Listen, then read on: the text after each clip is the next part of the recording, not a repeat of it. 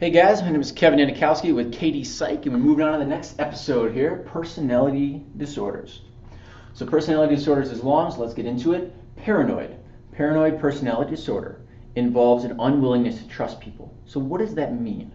If you're unwilling to trust people, that means you think people will do you harm. You only trust people because you're trying to trust in that they will not harm you.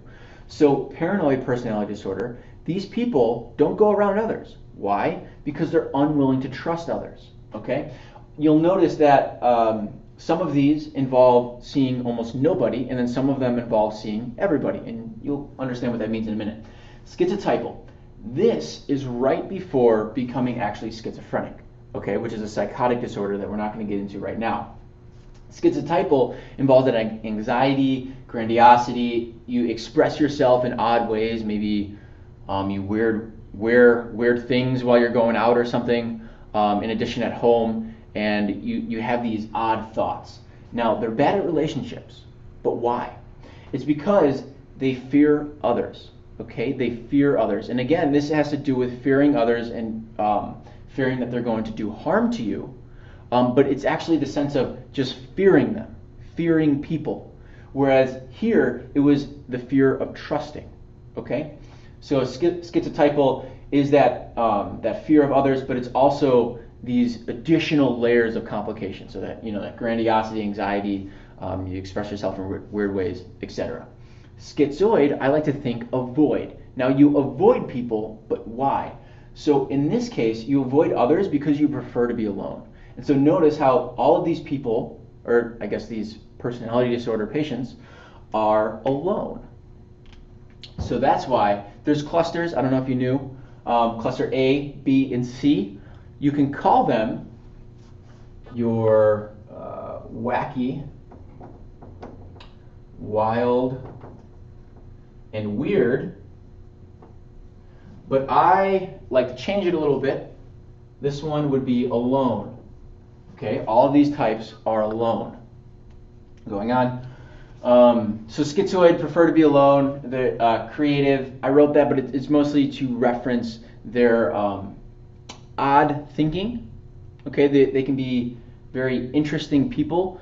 However, they're interesting in the sense that they're all into themselves and into what they're doing, and they don't really care what others think. As a result, they're less likely to conform to the norms, and that's why they're creative, so to speak. Borderline personality involves mood swings, clinginess, no true sense of self. To give you an example, I was actually watching a video of a borderline personality disorder patient, and she was mentioning how she was with her boyfriend in the store, and she started to freak out every time the boyfriend left to go look for some food. Now, here's the crazy part. The boyfriend was in the same aisle as her. Okay, so that gives you some understanding of the clinginess, but where does it all stem from? It stems from the lack of a sense of self. That's where it stems from.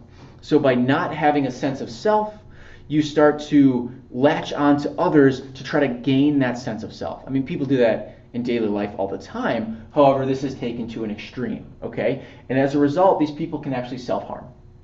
Okay, so that's what you should know about borderline personality disorder. They tend to be very weird. Antisocial personality disorder involves anarchy.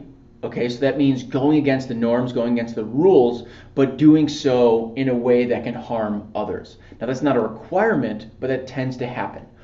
Such as, I think anarchy is really the best word to put. You have to be at least 18 years old. They're going to ask this question on the MCAT. So expect it. You need to be 18 years old in order to have antisocial personality disorder. They'll have a question that says, hey, this kid does all these crazy things, blah, blah, blah, blah, blah. Or sorry, let me restart. They'll ask a question of which one has antisocial personality disorder. And it'll mention a kid with all these things or reason to do it, and they'll say, this kid is 16 years old. It can't be that one. But then it'll say another one likes to speed around and get tickets or something like that, right? Something a little bit lesser, but the person is 18. It would have to be that one because you can't be diagnosed under 18. You're just a kid. And you also have no guilt of doing it, okay? So you don't really care what others think in this case. Not surprising. Moving on, histrionic. So histrionic is when you need to be the center of attention. Now it's interesting because histrionic, histrionosis, basically the origin of the word. The origin of the word refers to being the center of attention, being the actor that people are watching. Now, that origin can help you remember it, but I actually like to think of it a different way. The mnemonic that I used to remember it was that histo is referring to tissue, and I had already committed that understanding to memory, right? Histology is the study of tissue. So I would think that histrionic people that want to be the center of attention would be more willing to show skin to get more attention. And so I would think histrionic, histo, skin, center of attention, and you can really piece all the other things together from there. Narcissistic, this is when you have this insatiable lust for yourself, but because of that, you actually have the need to be recognized by others. So narcissistic people tend to be very egotistical and talk about themselves, but because they're looking for validation from others. If you notice, like very successful people tend not to ask others to say, yes, you're successful. They don't talk about themselves all the time. A lot of them tend to be, I guess, they all have some sort of ego, but what they aren't doing is expressing it to kind of like shove it in your face and then say, recognize me in the subtle cues in that conversation. Whereas narcissism involves just that, okay? They have low empathy as a result. They can't feel what you're feeling because they're so centered around themselves. All right? And these are B. So B, I actually relate it to borderline because borderline doesn't fit so well with the wild name. So I relate it to borderline. And then I also do remember the wacky, wild, and weird, but the wild one is really what's important because histrionic, narcissistic, and antisocial all relate to that wild self. And then being cluster B, borderline fits perfectly. Okay, last one. So we have avoidant personality disorder. It's exactly what you'd expect. Avoiding, but here's the key. This is what you need to understand. It is because of the fear of rejection. You're avoiding people because you're afraid to be rejected. You're afraid of the spotlight. You're afraid to embarrass yourself.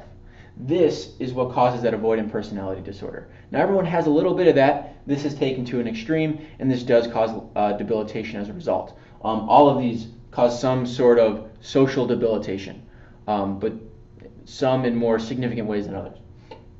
Okay, dependent personality disorder, exactly again what you'd expect, being very needy, but there's also passiveness, because when you're really needy, you're willing to go along with what others do, you're passive, and then you're, again, submissive as well.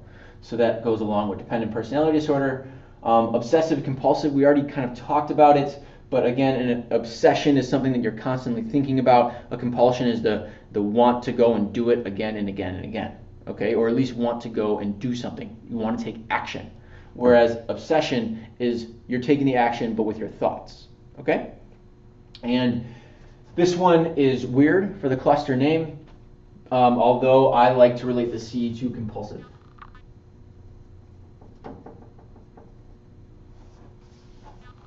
And that's about it. So that's the end of the personality disorders. And then I want to remind you that schizotypal is the one that goes right before getting to a level of schizophrenia and psychosis. Okay, and we're going to talk about that next.